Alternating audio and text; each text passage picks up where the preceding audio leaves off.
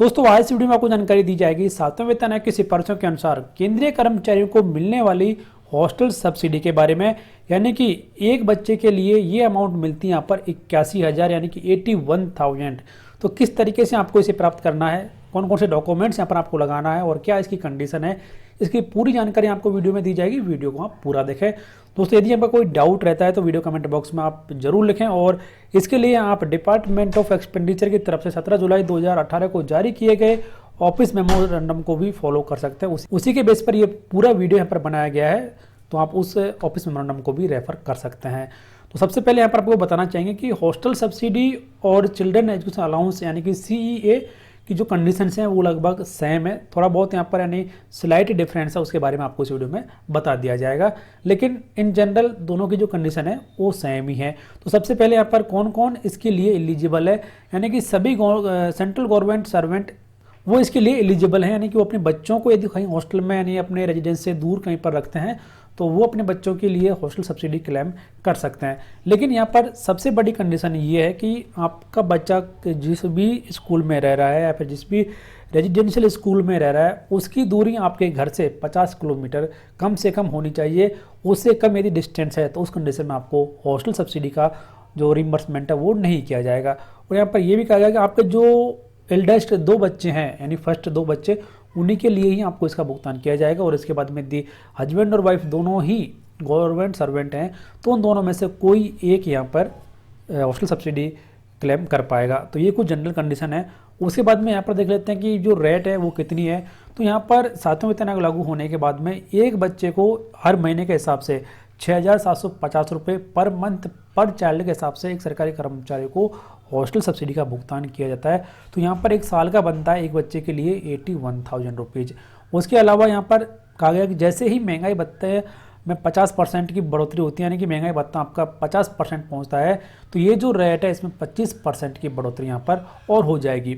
उसके अलावा यहाँ पर चिल्ड्रन एजुकेशन अलाउंस और हॉस्टल सब्सिडी दोनों को एक साथ में क्लेम आप कर सकते हैं। पहले ऐसा नहीं था, लेकिन अब सातवें वेतन आयोग लागू होने के बाद में इस कंडीशन को यहाँ पर हटा दी है और दोनों चीज़ों को आप एक साथ में क्लेम कर सकते हैं अलग अलग अमाउंट के रूप में। यानी कि 2,250 आपकी CEA और 6,750 आपका हॉस्टल सब्सिडी, तो इन दोनों अमाउंटों को एक साथ में आप क्लेम कर सकते हैं।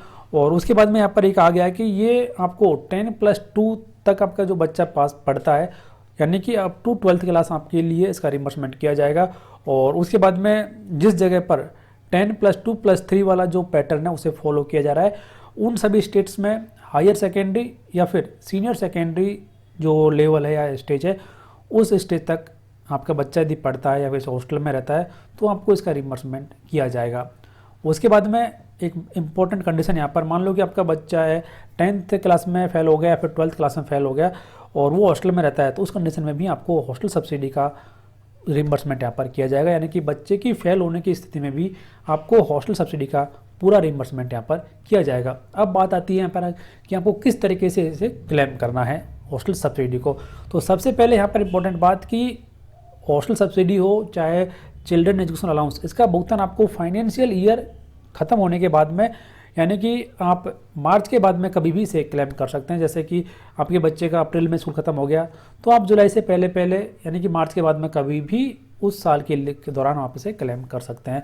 उसके बाद में आपको क्लेम करने के लिए जिस भी हॉस्टल में या फिर जिस भी रेजिडेंशियल स्कूल में आपका बच्चा पढ़ता है जहाँ पर बोर्डिंग और लॉजिंग दोनों की फैसिलिटी दी जा रही है, उस स्कूल के जो हेड है वहाँ से आपको एक सर्टिफिकेट लेना है कि आपका बच्चा उस स्कूल में रहा था और वहाँ पर आपने इतना खर्चा किया है। ये सर्टिफिकेट आप जैसे लेते हैं उसके बाद में आपको जो बच्चे की रिपोर्ट कार्ड है और ओरिजिनल जो फीस रिसिप्ट है या फिर रिसिप्ट आपके पास जो भी है वो आपको लगानी है और सबमिट कर देना आपका जो भी कंट्रोलिंग ऑफिस है वहाँ पर। और लेकिन यहाँ पर एक कंडीशन ये है कि या तो मैं जो मैक्सिमम सीलिंग है यहाँ पर 6,750 और या फिर एक्चुअल एक्सपेंडिचर दोनों में से जो कम होगा उसका रिम्बर्समेंट आपको यहाँ पर किया जाएगा।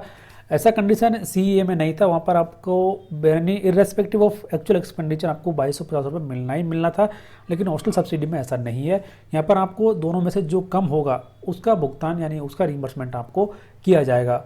और एक इम्पॉर्टेंट बात यहाँ पर, मान लो कि आपके 2 बच्चे हैं और आपने ऑपरेशन यहाँ पर करवा लिया था, लेकिन बाई चांस किसी गलती की वजह से ऑपरेशन फेल हो जाता है और आपको एक और बच्चा यहाँ पर हो जाता है तो उस बच्चे के लिए भी आपको CEA का भुगतान भी किया जाएगा और हॉस्टल सब्सिडी का रिइंबर्समेंट भी आपको किया जाएगा। यानी कि यदि केस फेल होने की वजह से जो बच्चा पैदा हो जाता है तो उसका रिइंबर्समेंट भी, यानी कि फर्स्ट केस में आपको इसका रिइंबर्समेंट भी किया जाएगा। तो इस तरीके से आप हॉस्टल सब्सिडी का जो रिइंबर्समेंट है वो यहाँ पर प्राप्त कर सकते हैं। तो दोस्तों फिलहाल इस वीडियो में इतना ही। जानकारी आपको कैसी लगी कमेंट बॉक्स में लिखकर जरूर बताएं। वीडियो को लाइक करें, शेयर करना ना भूलें और बने रहें हमारे यूट्यूब चैनल के साथ ऐसे ही यूजफुल वीडियो सबसे पहले देखने के लिए।